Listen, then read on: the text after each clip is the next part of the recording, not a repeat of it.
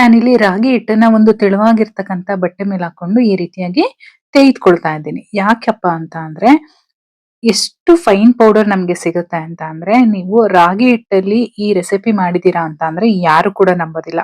ಆ ರೀತಿಯಾಗಿರುತ್ತೆ. ಅದಕ್ಕೋಸ್ಕರ ಈ ಪ್ರೊಸೀಜರ್‌ನ ನಾನಿಲ್ಲಿ ಮಾಡ್ಕೊಳ್ತಾ ಇದ್ದೀನಿ.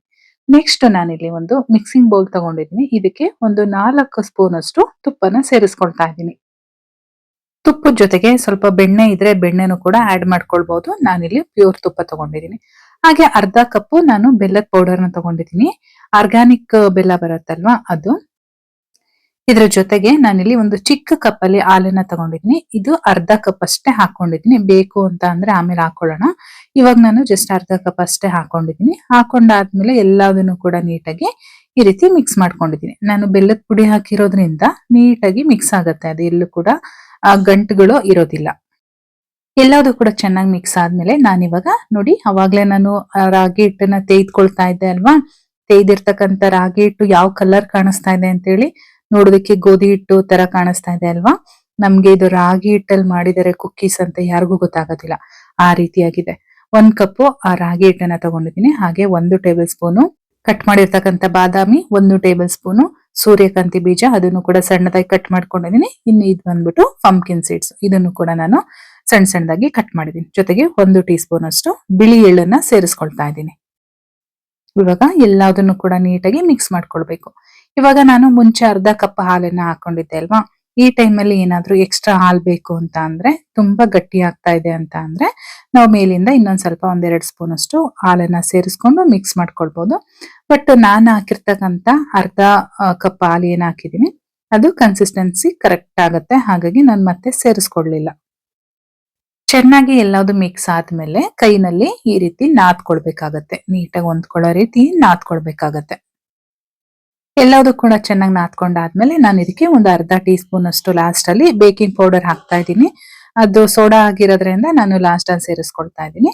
ಅದನ್ನು ಕೂಡ ಇವಾಗ ಚೆನ್ನಾಗಿ ಹೊಂದ್ಕೊಳ್ಳೋ ರೀತಿ ಎಲ್ಲ ಚೆನ್ನಾಗಿ ಮಿಕ್ಸ್ ಮಾಡ್ಕೊಂಡು ನಾದ್ಕೊಳ್ಬೇಕು.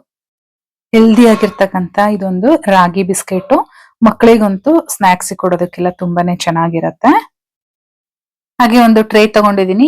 ಟ್ರೇಗೆ ಸ್ವಲ್ಪ ಎಣ್ಣೆ ಅಪ್ಲೈ ಮಾಡ್ಬಿಟ್ಟು ಇಟ್ಕೊಂಡಿದ್ದೀನಿ. ಇವಾಗ ಇಲ್ಲಿ ನೋಡಿ ನಾನು ಯಾವ ರೀತಿ ಉಂಡೆ ಮಾಡ್ತಾ ಇದ್ದೀನಿ. ಯಾವ ಸೈಜ್ ಅಲ್ಲಿ ಬೇಕಾಗುತ್ತೋ ಆ ಸೈಜ್ ಅಲ್ಲಿ ನಾವು ಉಂಡೆಗಳನ್ನಾಗಿ ಮಾಡ್ಕೊಳ್ಬೇಕು. ನಾನು ಈ ಸೈಜ್ ಅಲ್ಲಿ ತಗೊಂಡಿದ್ದೀನಿ. ಇದನ್ನ ಸ್ವಲ್ಪ ಈ ರೀತಿ ಪ್ರೆಸ್ ಮಾಡಿದ್ರೆ ನಮ್ಗೆ ಬಿಸ್ಕೆಟ್ ಆಕಾರಕ್ಕೆ ಬಂದ್ಬಿಡುತ್ತೆ. ಎಡ್ಜಸ್ ಎಲ್ಲ ಏನಾದ್ರೂ ಒಡ್ಕೊಂತು ಅಂತ ಅಂದ್ರೆ ಅದನ್ನ ಹಾಗೆ ಸರಿ ಮಾಡ್ಕೊಂಡು ಸ್ವಲ್ಪ ಪ್ರೆಸ್ ಮಾಡ್ಕೊಂಡು ರೆಡಿ ಮಾಡ್ಕೊಂಡ್ರೆ ಆಯ್ತು. ಕುಕೀಸ್ ಸ್ವಲ್ಪ ಡಿಸೈನ್ ಆಗಿರ್ಲಿ ಅಂತ ಹೇಳ್ಬಿಟ್ಟು ನಾನು ಚಾಕುನಲ್ಲಿ ಈ ರೀತಿ ಮಾಡ್ಕೊಳ್ತಾ ಇದ್ದೀನಿ. ಲೈನ್ಸ್ ಮಾಡ್ಕೊಳ್ತಾ ಇದ್ದೀನಿ. ಅದೇನ್ ಮಾಡ್ಲೇಬೇಕು ಅಂತ ಏನ್ ಕಂಪಲ್ಸರಿ ಇಲ್ಲ. ಸ್ವಲ್ಪ ಚೆನ್ನಾಗಿ ಕಾಣಿಸುತ್ತೆ ಅಂತ ಹೇಳ್ಬಿಟ್ಟು ಮಾಡ್ತಾ ಇದ್ದೀನಿ. ನಿಮ್ಗೆ ಇಷ್ಟ ಆದ್ರೆ ಮಾಡ್ಕೊಳ್ಳಿ, ಇಲ್ಲ ಅಂದ್ರೆ ಸ್ಕಿಪ್ ಮಾಡ್ಕೊಳ್ಳಿ.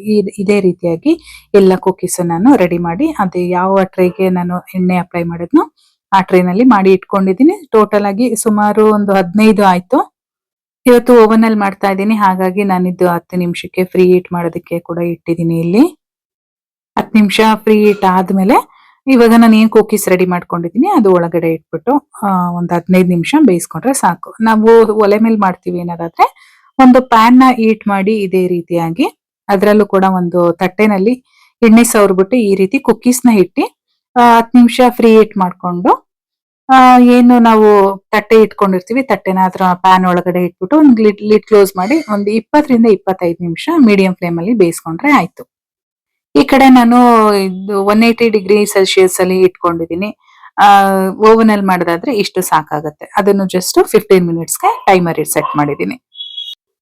15 ಮಿನಿಟ್ಸ್ ಆದ್ಮೇಲೆ ಟೈಮರ್ ಎಲ್ಲ ಆಫ್ ಆಯ್ತು. ಸೊ ನಾನು ಇವಾಗ ಕುಕೀಸ್ ಹೊರಗಡೆ ತೆಗಿತಾ ಇದ್ದೀನಿ. ಯಾವ ರೀತಿ ಆಗಿದೆ ಅಂತ ಹೇಳಿ ನೋಡೋಣ. ನಾವು ಎಲ್ಲಾ ಡ್ರೈ ಫ್ರೂಟ್ಸ್ ಹಾಕಿ ರಾಗಿ ಹಿಟ್ಟಲ್ಲಿ ಮಾಡಿರೋದ್ರಿಂದ ತುಂಬಾನೇ ಹೆಲ್ದಿ ಆಗಿರ್ತಕ್ಕಂತ ಒಂದು ರೆಸಿಪಿ ಇದು. ಖಂಡಿತವಾಗ್ಲೂ ಮಕ್ಕಳಿಗೆ ಮಾಡ್ಕೊಡಿ, ಇಷ್ಟಪಟ್ಟು ತಿಂತಾರೆ. ನೀವು ಕಲರ್ ನೋಡ್ತಾ ಇರ್ಬೋದು. ರಾಗಿನಲ್ಲಿ ಮಾಡಿದೀವಿ ಅಂತ ಅಂದ್ರೆ ಯಾರು ನಂಬೋದಿಲ್ಲ. ಗೋಧಿ ಹಿಟ್ಟಲ್ಲಿ ಮಾಡಿರೋದೇನೋ ಅನ್ನೋ ತರ ಇದೆ. ಅದಕ್ಕೋಸ್ಕರನೇ ನಾನು ರಾಗಿನ ತೇಯ್ದು ಮಾಡಿರ್ತಕ್ಕಂಥದ್ದು. ಎಲ್ಲ ಕಲರ್ ಯಾವ ರೀತಿ ಕಾಣಿಸ್ತಾ ಇದೆ ಅಂತ ನೋಡ್ತಾ ಇದ್ದೀರಲ್ವಾ. ಒಳಗಡೆ ಕೂಡ ಒಂದು ಓಪನ್ ಮಾಡಿ ತೋರಿಸ್ತೀನಿ ಎಷ್ಟು ಚೆನ್ನಾಗಾಗಿದೆ ಒಳಗಡೆನು ಅಂತ. ಯಾವುದೋ ಬೇಕರಿಯಿಂದ ತಂದಿದೆಯೇನೋ ಅನ್ನೋ ತರ ಟೇಸ್ಟ್ ಇತ್ತು. ತುಂಬಾನೇ ಚೆನ್ನಾಗಿತ್ತು. ಖಂಡಿತವಾಗ್ಲೂ ನೀವು ಮನೆಯಲ್ಲಿ ಮಾಡಿ. ಒಳಗಡೆ ಟೆಕ್ಸ್ಚರ್ ನೋಡ್ತಾ ಇರ್ಬೋದು ಎಷ್ಟು ಚೆನ್ನಾಗಿ ಕಾಣಿಸ್ತಾ ಇದೆ ಅಂತ ಹೇಳಿ. ಆ ರುಚಿ ಕೂಡ ಅಷ್ಟೇ ತುಂಬಾನೇ ಚೆನ್ನಾಗಿತ್ತು. ಈ ವಿಡಿಯೋ ನಿಮ್ಗೆ ಇಷ್ಟ ಆಗಿದ್ರೆ ಲೈಕ್ ಮಾಡಿ, ನಿಮ್ಮ ಫ್ರೆಂಡ್ಸ್ ಜೊತೆ ಶೇರ್ ಮಾಡ್ಕೊಳ್ಳಿ. ಇನ್ನೂ ಸಬ್ಸ್ಕ್ರೈಬ್ ಮಾಡ್ಕೊಂಡಿಲ್ಲ ಅಂತ ಅಂದ್ರೆ ದಯವಿಟ್ಟು ಸಬ್ಸ್ಕ್ರೈಬ್ ಮಾಡ್ಕೊಳ್ಳಿ. ಫೇಸ್ಬುಕ್ ಅಲ್ಲಿ ನೋಡ್ತಾ ಇರೋರು ಫಾಲೋ ಮಾಡಿ. Thank you.